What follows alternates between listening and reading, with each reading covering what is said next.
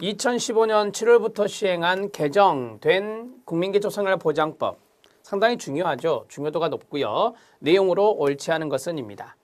자, 이것이 2015년 7월부터 시행이 됐습니다. 수급자 선정 기준으로 기준중위소득을 활용하고 있나요? 네, 맞습니다. 예전에는 우리가 수급자 선정 기준에 최저생계비란 말 썼는데 지금은 기준중위소득을 활용하고 있습니다.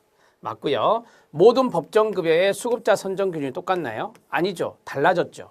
이것을 우리가 맞춤형 급여라고 하거든요. 맞춤형 급여 체계로 전환이 된 겁니다. 체계로 전환이 됐다.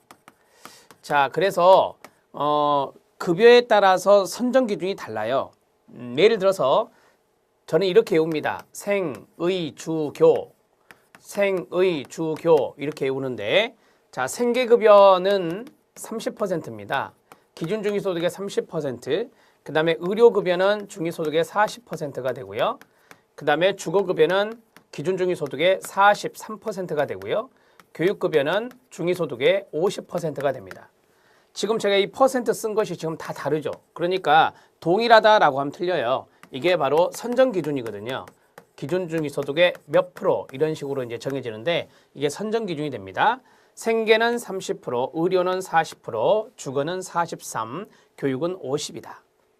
자, 교육급여는 그렇죠. 교육부 장관 소관으로 됐고 그 다음에 부양무자 기준도 폐지가 되어서 많은 사람들이 교육급여를 받고 있습니다. 맞고요. 자활센터 사업 수행기간에 우리가 지역자활센터나 광역자활센터가 있는데 그 사업을 수행하는 기관의 사회적 협동조합, 비영리법인이거든요. 이거 비영리법인 이것이 추가가 됐죠. 비영리법인이나 사회복지법인 단체 이런 데가 비영리 단체가 됩니다. 이런 데가 지역자활센터나 광역자활센터를 지정받을 수 있는데 거기에 사회적 협동조합이 추가되었다라고 하는 겁니다. 네, 됐고요. 이거 국기법에 있는 겁니다. 국민기초생활보장법에 차상위 계층의 개념이 바뀌었죠. 시작. 소득 인정액이 기준중위소득의 50% 이하인 자 이것을 우리가 차상위자고 합니다.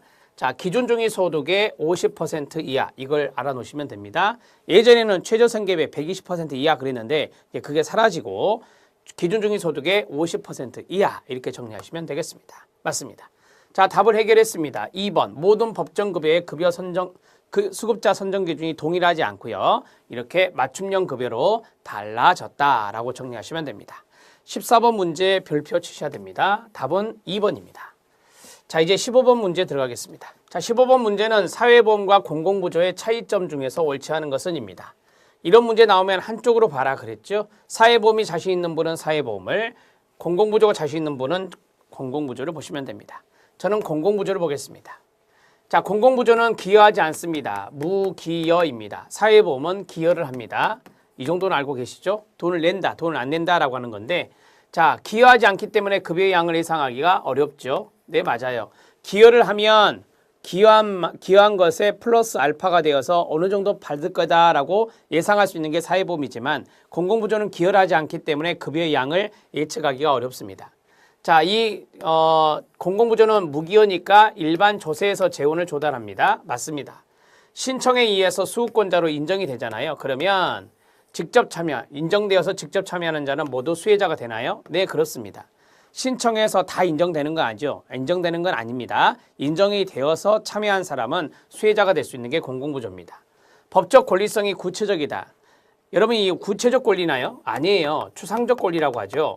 우리가 이제 법제론에서 배우잖아요. 법제론에서 총론에 보면은 뭐 프로그램 규정적 권리, 법적 권리, 그리고 법적 권리는 다시 추상적 권리와 구체적 권리가 있다. 추상적 권리는 소송을 할 수가 없는 거고 그 다음에 구체적 권리는 소송이 가능한 건데 자, 여기 있는 사회보험은 소송이 돼요. 따라서 법적 권리성이 구체적이다라고 해야 돼요. 그래서 구체적인 권리가 되고 공공부조는 추상적 권리가 되는 겁니다. 소송이 안 되는 겁니다. 그 다음에 구체적인 권리는 소송이 가능한 것이다. 가장 기본적으로 차이점은 이거예요. 자, 그 다음에 수직적 재원배 기능이 크다라고 했는데요. 네, 수직적 재원배 기능이 있는 것이 공공부조입니다. 맞습니다. 그래서 이렇게 답을 처리해 나가면 4번이 바뀌었다라는 걸 알 수 있어요. 자, 사회보험의 내용을 보면 급여의 양을 예상할 수가 있고요. 지정된 조세라든지 기여금으로 재원을 조달합니다. 지정된 조세는 농어민의 경우 보험료를 국고에서 지원해 주거든요. 농어촌 특별세라고 하는 조세에서. 그래서 기여금이나 조세로 재원을 조달하게 되고요. 자, 여기 빈자가 있는데 이거 지우시고요. 여러분 교재에는 없죠. 모든 참여자가 피보험자가 됩니다. 내가 가입을 했다 그러면 피보험자가 되는 거고 특정한 시점부터 일부만 수혜자가 됩니다. 제가 건강보험 가입을 했습니다. 그러면은 제가 피보험자가 되는 거고 내가 병원에 가요. 아파서. 그러면 그때부터 수혜자가 되는 거예요. 안 아프면 수혜자가 되지 않는 거고. 자, 그래서 특정한 시점부터 일부만 수혜자가 되는 겁니다. 법적 권리성은 구체적이라 했었고요. 수평적 재분배 기능이 크죠. 그리고 수직적 재분배 기능도 있는 겁니다. 자, 사회보험이라고 하는 것은 수평적 재분배가 강하게 나타나죠. 이것이 강하고요. 그 다음에 수직적 재분배도 있습니다. 수직적 재분배 기능도 있는데 그것은 약하게 나타난다. 이렇게 정리해 드렸습니다. 자, 정리가 됐죠? 답은 4번입니다. 자, 이제 16번 문제 들어갑니다. 15번도 체크하세요. 사회보험과 공공부조 비교 중요하니까. 자, 이제 16번 들어가겠습니다. 사회복지정책 또는 사회정책의 결정이나 집행과정으로 옳은 것은입니다. 제가 이것은 큰 틀에서 말씀을 드린 적이 있어요. 어젠다 형성 과정부터 정리해 보면, 자, 문제가 형성이 됐다. 문제가 발생했다. 그러면 이슈화가 된다. 자, 그 다음에 공공어젠다, 공공의제로 형성이 되고, 그 다음에 정부로 넘어간다. 정부 의제가 형성이 된다라고 했어요. 이걸 어젠다 형성 과정이라고 하죠. 여기 있는 의제라고 하는 것을 어젠다 이렇게 말합니다. 자, 이렇게 정리하시고요. 어젠다 형성 과정에 4단계가 나왔는데 그것부터 골라낼게요. 이슈화부터 들어갈 리가 없죠. 문제 형성 들어가고 이슈화 들어갈 일 없죠. 문제 형성 들어가고 문제 형성 들어갔네요. 자, 그 다음에 문제 형성 다음에 이슈화라고 그랬죠. 이슈화 들었습니다. 그 다음에 세 번째가 공공의제죠. 정책 어젠다 틀렸죠. 공공어젠다 맞네요. 공공어젠다 맞네요. 답은 4번 아니면 5번이 되겠습니다. 이렇게 골라가는 거고. 자, 그 다음에 정부 의제입니다. 정책 어젠다가 정부 의제예요. 네, 맞습니다. 어젠다 형성까지 정리가 됐고.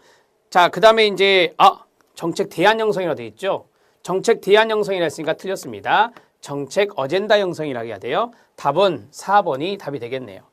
자, 여기 어젠다 형성 과정까지만 알아도 문제를 풀 수가 있었다. 이렇게 보시면 되겠고. 자, 그 다음에 이제 우리가 해야 할 일은 뭐냐. 정부로 넘어갔잖아요. 정부로 넘어가면 대안을 형성할 거 아니에요. 여기 있는 걸 볼게요. 정책 대안을 형성합니다. 그러면 대안이 여러 개가 나오면 대안을 평가해서 하나를 골라내겠죠. 그게 바로 정책 결정입니다. 정책이 결정되면 집행을 하고 평가를 하는 거예요. 그래서 4번이 답이 됩니다. 이해되셨죠? 이건 순서만 잘 알아놓으시면 되는 거니까. 16번은 여러분들이 충분히 알 수 있는 거예요. 순서를 큰 틀에서 한번 풀어봤습니다.